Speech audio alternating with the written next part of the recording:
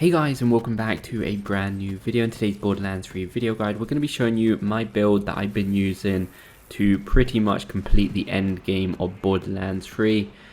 It's a pretty insane DPS glass cannon build that I've been using. I've been tweaking it a bit until I found something that I really liked, and it kind of ended up like this.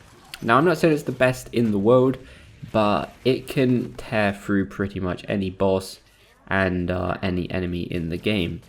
So I'm not going to drag on too much in this video. However, I will explain the important things or anything that you need to know if you would like to try out this build.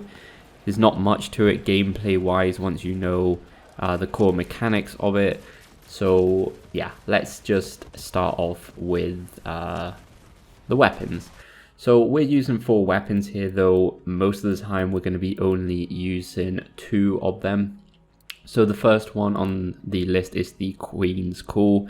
Now the Queen's Call is something that is very popular in flak builds because you combine this with a lot of his skills and it does insane amount of damage. This absolutely deletes bosses, but we'll be going more into detail once we check out the skills. But this is basically the gun that I'm going to be using when we cloak up and try and get critical hits, more on bosses than anything or larger targets, because if you do try and go to smaller targets with this gun and you do miss, you're going to waste a lot of time.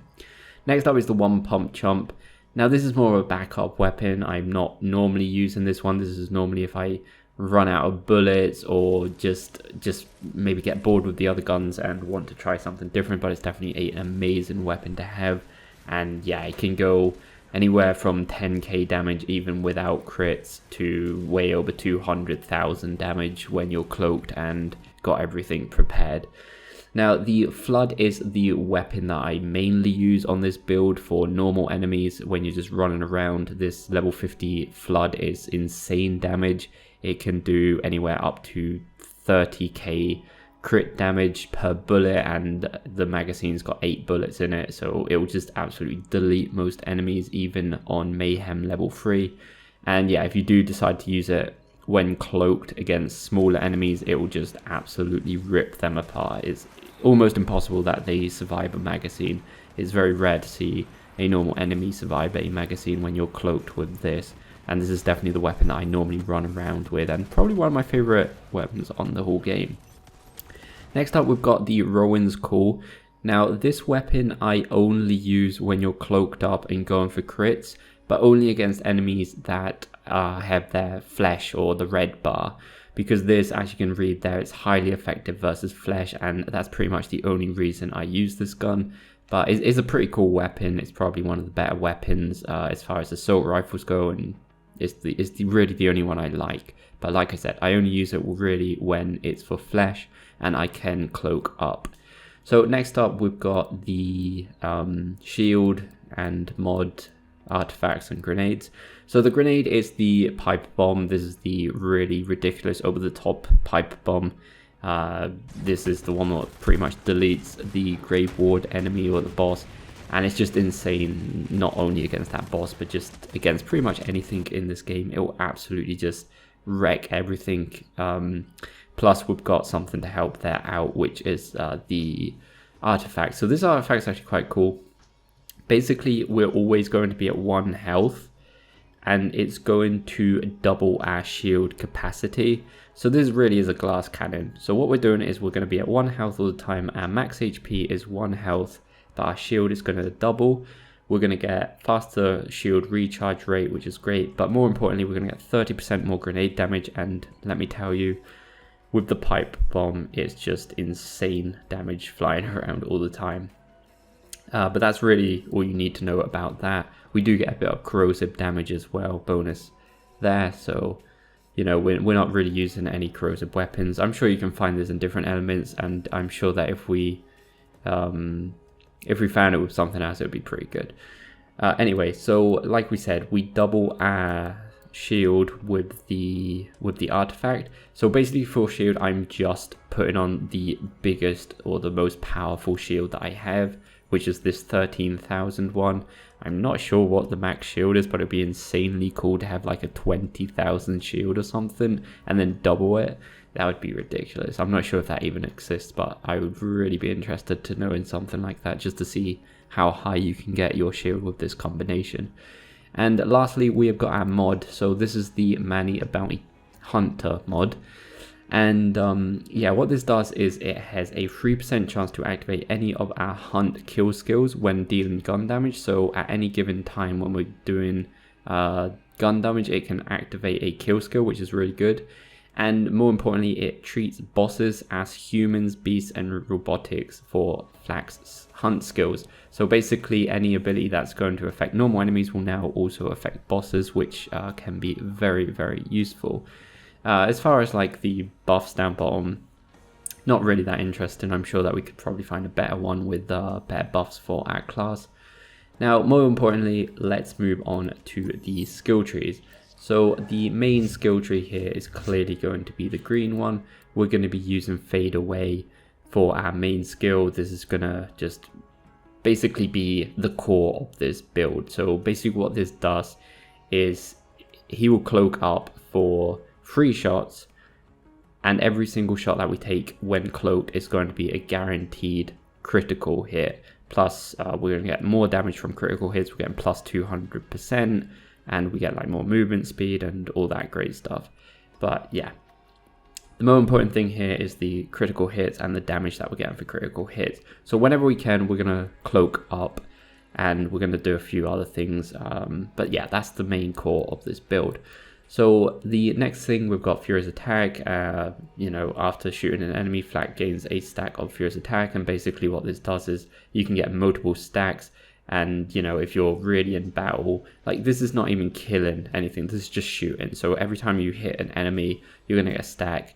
And yeah, you can get quite a few stacks and they'll obviously stack up. And yeah, if you're in the middle of combat, this is really good because, you know, you're just going to get a ton of gun damage. So the more in there you are, the more gun damage you are going to get. And to be honest, whenever I'm doing like a trial or something with this build, I'm always in there. I'm just running around. Even if I get insta killed, normally I've got the damage to get back up and you know, have a second chance. But that's the way I like to play with this build. Just go straight in there, kill a few enemies, maybe even die, run back in. It's just a lot of fun like that. Now the next thing, we've got 5 points into overclocked. And yeah, this just gives us fire rate, and you know, fire rate is always good, especially when you're going with a DPS build. Obviously, one of the core things in a DPS build. Now this is Eager to Impress. So this is pretty decent because every time we kill an enemy, action skill cooldown time is reduced. So that means that our cape skill up here, our Fade Away skill, is going to be reduced every time we kill an enemy, which obviously, like I said, is the core to this build. So that's very important all the time to always have this up as much as possible. Now this is very important as well, Gorillas in the Mist. So what this does is we normally would come out of Fade Away after 3 shots. However, if you've got Gorillas in the Mist, you will never come out, well, not never, but like you won't come out from shooting. You will lose a little bit of critical damage, but it's definitely worth it. So you can stay in cloaked for 8 whole seconds, and during that 8 seconds you're obviously still going to have guaranteed crits and still a bit of crit bonus damage. So this is like I would say it's probably the second most important thing in this build, apart from Fade Away, obviously. So yeah, you get 8 whole seconds of guaranteed critical hits, and that's the reason we want to be faded away all the time, or as much as possible. So this one isn't too much important. The first bit, you know, regenerates health. We don't care about our health. We've got 1 HP literally, but while still Flak gains gun damage and fire rate. This is one of the most important things, probably the next most important thing in this build. So whenever we want to do more damage, especially when we use Fade Away, as soon as we use Fade Away, as soon as you're going to hit an enemy, make sure you stand still.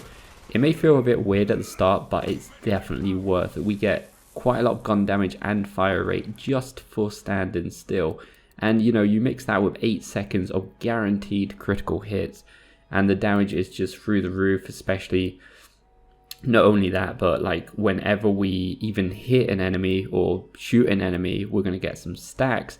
That plus 8 seconds of critical plus standing still, the gun damage is just, the damage is absolutely brutal. So the next thing is hidden machine. Now this one, basically what it means is if you're, for instance, playing co-op, or you know, or you're invisible and the enemy hasn't noticed you yet, we're going to have increased damage against them. So you know, it's pretty like passive. It's pretty much going on all the time if you're playing co-op or in like a trial or something, because then like maybe an enemy that's targeting a teammate, and or like I said, if you're just faded away and they really don't know that you're there yet, your first hit's going to have increased damage by 30%, which is really good as well. Now the next thing, this is actually something that we are going to equip. We're going to equip this pet. So basically what this pet does is when we're with the gunslinger, we are going to get more movement speed and more critical hit damage. So anything that gives us critical hits is welcome in this build. So that's really the main reason we're going for that.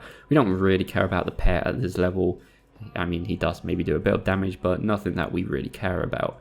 So next, while above half health, flak's gun damage and movement speed are increased. We're always at full health. We only have 1 health, so we're always at full health. So we're always going to have that gun damage, and yeah, that's pretty much all you need to know about that. Next ability over here is basically just more stacks. Same if we're against a boss or something, the more hits we do against the same target, we're going to get even more critical damage. So yeah, if you find a boss, that's just really important.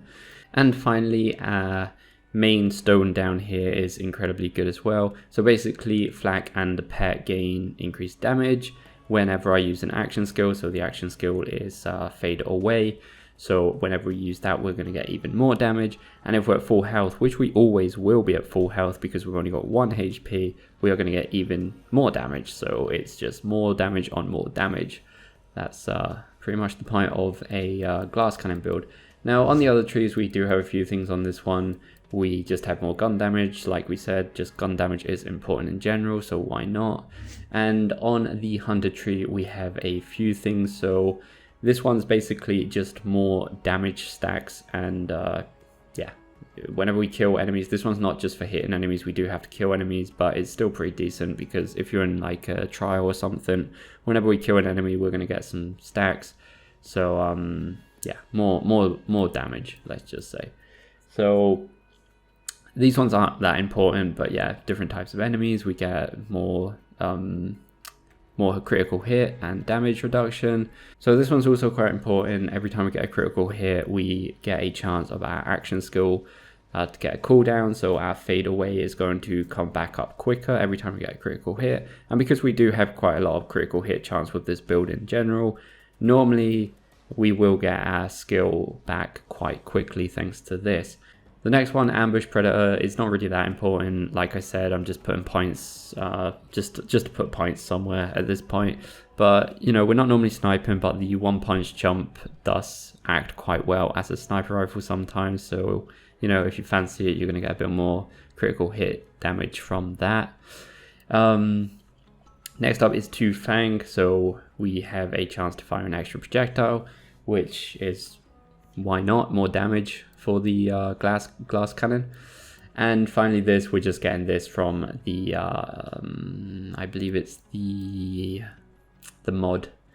So yeah, that's pretty much it for the skills. Like I said, most of it's just coming from the green tree about getting damage and staying in cloaked for as long as possible, and make sure you're not moving when you are cloaked, and you can stop moving even when you're not cloaked, because you're still going to get more damage.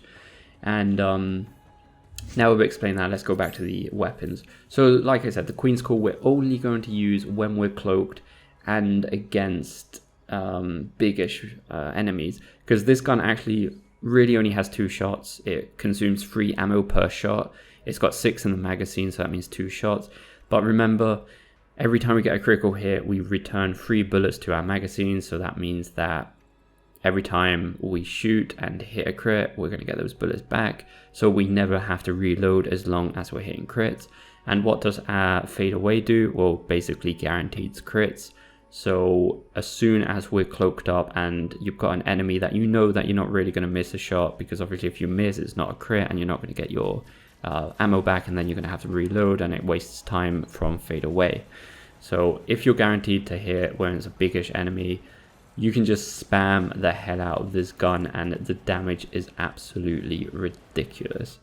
And that's the reason that we only use Queen's Call against enemies that are big enough, and when we are in fade up or fade away or whatever it's called.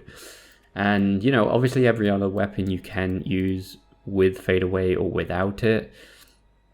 Rowan's Call is another weapon that I prefer to use only when I am using fade away, because it also returns 2 bullets to the magazine, so we never have to reload as long as we're getting critical hits.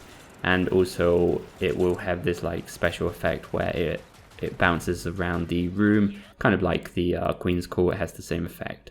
So yeah, I'm not really sure. There's not much more to say. I'm sure we can make it even a bit better. If anybody in the comments has any idea how to make this better, or if anybody knows of an absolute beast of a shield better than this one, then please let me know. It would be absolutely amazing. So yeah guys, let me know what you think of this build. Hopefully this video was helpful. If it was, please go like and subscribe, and we'll see you next time guys.